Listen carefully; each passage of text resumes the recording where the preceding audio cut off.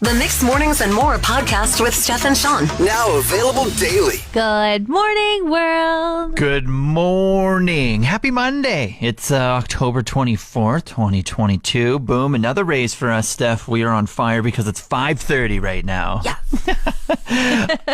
Did you have to scrape your windshield this morning? I did not. No? No. Oh, maybe the weather's a little different over on your side of town. It absolutely is. It's usually a couple degrees warmer. As I drive through town, I see the temperatures dropped. I'm like, Gregoire is the place to live. Yeah, the hot spot. Yeah. When I was walking to work, every vehicle, every driveway I walked past, every vehicle was frosted over on the windshield. It just reminded me of when I had to drive to work every morning, 4 a.m., cold, tired, having to go in my back seat and get my scraper and just like sheepishly scrape my windshield. I was like, oh, thank goodness those days are over for me. Wow. Thank you so much for painting such a terrible picture of the rest of the city's morning who doesn't get to walk to work. Essentially. Good morning. If you're waking up right now, you're going to have to scrape your windshield. Sucks to suck. I have some really great neighbors. They're all super chatty. They all help each other out. Like, it's a good little street I'm on. Yeah, good community block. Yeah. And on Friday, one of my neighbors who I haven't chatted with that much came over and we were having a good old conversation. And he's told me before that it took him 4 years to come over because he's really shy and kind of likes to keep to himself. Yeah. And then Friday afternoon, as we were chatting, he was telling me a little bit about myself. Oh, those are always fun. What did he tell you about yourself that you didn't know? He said, "You're an introvert." To you or to him? To me. To you? That I'm an introvert. Okay. And I was like, I wouldn't say use that word to describe you, but interesting. Yeah. It's like, that's kind of a weird personality trait that I don't feel like I possess. Yeah. So I said, like, no, I'm not. And he's like, yeah, you like to do this things. You like to be by yourself. And I was like, no, I don't. I was like, this is my job. This is what I do. These are my friends. This is how I'm always out with my face, not being introverted. That's right. And he's like, no, but when you get home, you like to be home. And I was like, well, yeah, because I've just come back from being extroverted. And he's like, you're an introvert. It took about 4 times, and finally I resigned and just was like, yes, I'm an I introvert. am. Yep. I am. Moving on. I've almost had my first experience, I guess we'll call it, incident in my beloved traffic circle that connects Stone Creek over to Eagle Ridge over here, the double-laned one. Oh, you love that thing. I do. I and love you really driving. get it. Yeah, like you're very good. You've explained it, how to work it so many times to me, and I can explain it back to you, but I still avoid that spot. But you're like, give me all the traffic circles. I'm in. Yeah, I love driving. Traffic circles are just very convenient. But a lot of people I notice just love to switch lanes within the traffic circle, which is like a big no-no. Yeah. Like they just go in guns a-blazing and they start in the outside ring and then they go into the outside and inside and then they're just like flip-flopping back and forth all their way through, whatever's most convenient for them essentially, just to get through without like thinking of other people.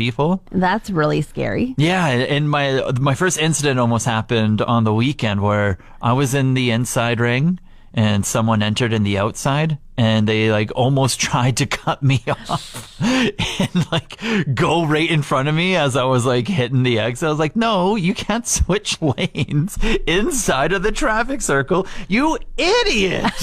Did you like throw your hands up at him, or were you just like, I need to like navigate my car right now so I don't end up in a ditch? Yeah, I threw my hands up. I yelled in my car and I had a little like inside my car road rage. How many swears did you say? Not a lot. I was just like, you're the dummy. With a couple of explicit, like maybe two. Maybe two. And how'd you do with like your thoughts for the rest of the day? Did you think about him a little bit and wish bad things on him? No, I was over it like 2 minutes later, and I think I went home to watch sports or something. Oh, so yeah, that'll got to take my anger out on other fandoms of all my teams losing on the weekend. So angry tweets. Yeah. But anyway, be better traffic circle people, okay? That's all I'm asking. Spot. Don't ruin it's it simple. For him. Watch a YouTube tutorial one time. All weekend long, I was having a ton of fun with about 33 9 to 11-year-olds. Oh. I mean, no. Oh, that sounds great. I was at Girl Guide camp this weekend, and it was great. But there were a few moments where I was just like, I am going to just like sleep so well. It's going to be so good. And then like foiled again happened. Yeah, that'd be me the whole weekend. But hey, that's why we're different people. What went on? What happened? So one of the things that happens is there are the like outhouses at this camp. And so the kids always have to take a buddy to the bathroom with them. Yes. But if they have to go in the middle of the night, they have to ask a leader, and they only are allowed to wake the leader. Don't wake anybody else in your cabin. Oh, joy. To go to the bathroom. Yeah. So how many people were you in charge of at night? 12. Oh. Yeah. So if 12 little girls needed to go to the bathroom, I was going to the bathroom 12 young times. bladders that have to make it through the night. And in like a strange bed, so there might be awake a little bit. So Friday night we went out a couple times, but I was like, Saturday night they're used to this new place. All is well. And we had like a very full day on Saturday. Mm-hmm. So about an hour after the kids had gone to bed, I was done all of my duties and I went to go to bed. And I was just moving real slow and just like... Not going to wake any of them. I'm just going to sneak in. So silently and just so like almost like mouth watering over how great it was going to feel to get into my bed. And I took off one shoe and I placed it on the floor, and I took off my other shoe and placed it down, and my coat and my scarf, and I put the bear spray by my bed and my flashlight under my pillow. And I unzipped my sleeping bag and pulled it back into that nice triangle, and I had one foot into the bag when a little girl came over and said, Steph, can you take me to the bathroom? No, I'm like, I got a diaper here for you, okay? I know you probably haven't worn these in a while, but strap it on because I'm tucking in right now. Can we talk about the quality of Halloween costumes? We can, yeah. I've experienced some in the past. Have you? Yeah. They make me so mad when you have this nice picture of a model wearing this really great costume where you're like, yes, I am going to look amazing. Mm-hmm. And then you spend the $50 on it and you're like, did they remember to finish off their seams in this? Like, it looks like it's going to fall apart. And did they shave half the material off so that they could get two out of this thickness of material? They are always so thin. They're so thin. And it's like, what happened here that you're able to sell this for $50 and I was willing to give it to you? Like I've won some Robin and Batman, one of each essentially, and I was one year and one the other year. And it's like when you put it on, like I feel like I'm somewhat I describe myself as having like an athletic dad bod, okay? Okay. Like I'm like active and I do things, but I also drink craft beer and eat a lot of cookies and pizza, right? And that has to go somewhere. And so don't got a six-pack, but also, and so it all goes somewhere. And these Batman and Robin costumes just stretch out of nowhere along the belly, and I'm like, come on now.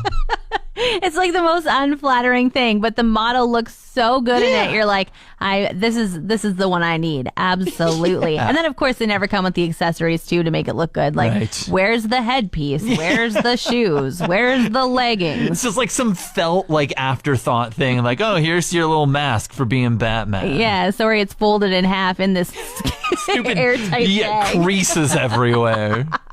I think I let a stranger cat into my landlord's place on Friday, and it was such a wild time. Did it sneak in, or what happened? Yeah, just bear with me here, okay? So I come home from work Friday. My landlord, he has two cats, and they're indoor cats, okay? They like never go outside, so it's rare if you see one outside. They must have just snuck out, and I don't think they like being outside either. They're just very curious about it. Yeah, it's a very big world out there. One's very recognizable. White cat, has some black and orange kind of spots, stripes, something or the other. Anyway, it's very recognizable, okay? Okay. Other one's a gray cat. Just gray? Yeah, like it's a gray, every gray cat kind of looks the same, okay? Yeah, very true. Okay, so I'm walking home, I get to my front door, and all of a sudden there's this loaf of bread looking cat on the side, just hanging out by the door, very cold, and I look at it, I'm like, kind of looks like our gray cat a little bit. And then when I got to the door, just started meowing like crazy, like, please let me inside. I don't like being outside. I'm like, okay, I think that's our cat kind of thing. Uh-oh. Let it inside. So I'm just like, yeah, this is our cat here. I'm being a big, like, hero right now, letting in the cold cat. And then so I thought it was the gray cat that we own, right? And then all of a sudden, the other cat that's very recognizable inside comes downstairs, greets us, and all of a sudden starts being very suspicious of this gray cat. So the white one starts walking over with the orange spots and stuff and starts sniffing the cat. And all of a sudden, not out of nowhere, the orange cat did it very slowly, raises up her paw to like the sky to ask for like all the power that she can get. Smack! Just starts boxing this new cat that I brought inside. I was like, oh crap. Like I just brought in a stranger cat, because these two like never fight. I never see them fight or anything. Hissing at each other. So I have to separate them. Like, okay. You actually put your arms in there with cats fighting? Well, no, sorry. No, I put my foot in there. Oh, okay. It was like, I was going to go grab like a whole bunch of like mitts and toques and just like separate. I didn't want to get any like, and then so I was like, okay, I need to go like figure out if the third cat, the gray cat's just chilling on the couch upstairs or something. So go upstairs, can't find the gray cat anywhere. So I'm like, okay, so this could still be. Yeah. And maybe the orange cat's just mad that the gray one was outside. Right, because he would smell funny either way. Yeah. And then so what I do is I end up snapping a picture of the gray cat and then sending it to my landlord, who was out at the time. And I'm like, hey, is this your cat? Because not wearing a collar, and I thought your cats had collars, and so like, what's up? And so he doesn't get back to me for like 10, 20 minutes or so. So I'm like, I'm playing mediator up here. We got orange cat hissing at gray cat, and then all of a sudden I walk away, I go into the kitchen, I start doing a little bit of lunch. I hear some hissing again. Both paws up on the orange one, starts boxing the other gray. I'm like, okay, this is for sure not the right cat. Yeah. So I grab the gray cat, put it outside. I'm like, no, you are a street cat. You're not ours. You don't belong in this house. Go find a different home. Yeah, shut the door. And all of a sudden it's just like, wah, wah. It starts like crying that I let it out. I'm like, oh, maybe it is our cat. It just wants to come back inside. But I'm like, no, that's what a street cat would do. It's true. It's a wolf in sheep's clothing and gray cat clothing. Yeah, so I was doing all this back and forth. Finally, landlord gets back like, oh yeah, that's ours. Bring it back inside. So then we'll open the door. The cat's just looking at me like, why would you throw me outside? I'm an indoor cat, don't you know? Yeah, bring it back in. And I was just like, no, landlord says it's ours. Go off. So I just let them fight each other. Maybe they do it. And I just went and had a nap and forgot about it. Oh my goodness, Sean. You were so lucky that was your cat. You could have brought all kinds of fleas and ticks and diseases into your house. Yeah. Gross. We both have iPhones over here, Steph. Have you upgraded to the new iOS? It's like iOS 16 or something. No, I didn't know there was a new one. Well, no, remember, because it's like you can edit your message, you can unsend it and all that stuff. Yeah, okay. I got all those new features now because I did it on the weekend. Good for you. I have the automatic updates on, but it hasn't happened yet for me. You see, this is the thing as well. I also have automatic updates, but I had to like manually go in and then be like, no, I want this update. Even though like right at the top, it says like it's switched over to on for on. I don't know how. Anyway, I had to go do it manually, and I love it and I hate it. Oh. I love it because I do like the new design on the lock screen and everything. You can customize like some widgets on the front, and there's some new font and stuff, and it's very trendy. It's very hip. I like it. Okay. And I just have like some widgets that just say like the weather and my alarm and maybe like my calendar for the day. And so I don't have to go searching into my phone. I can just kind of look at my home screen for that. Sounds very Android-y, but Does all right. It? Yeah. Oh my goodness. Especially that font you're showing me there. That like. Oh. Okay. Am I an Android person? You might be. I haven't seen an Android in a while, so maybe I'm an Android person. Okay, well, I like this. It's love or hate, I guess, for anyone. The thing that I don't like, though, is I have like an iPhone 10. Like, it's an older phone. Yes. And I knew this going into the update, and I hesitated when I was doing it, was like, when I download this new update for my phone, it's probably going to kill my battery and slow down my phone. But you did it anyway. Yeah. I don't know. I was bored. I just wanted to do it. And yeah. And now like when I switch between apps, and sometimes when I'm in like Twitter or Instagram or something, I'll just notice that it isn't like as quickly to respond sometimes to a scroll. And I noticed last night my battery just like died a lot faster than normal. Oh no, Sean, you've ruined your phone by updating your phone. I know, and you know what? I did have that one crack that I've been, and I was like, oh, I'm gonna go get a new phone. So maybe this will just accelerate me getting a new phone. Not only the crack, but now doing the update and my phone dying immediately. The update made you get an upgrade.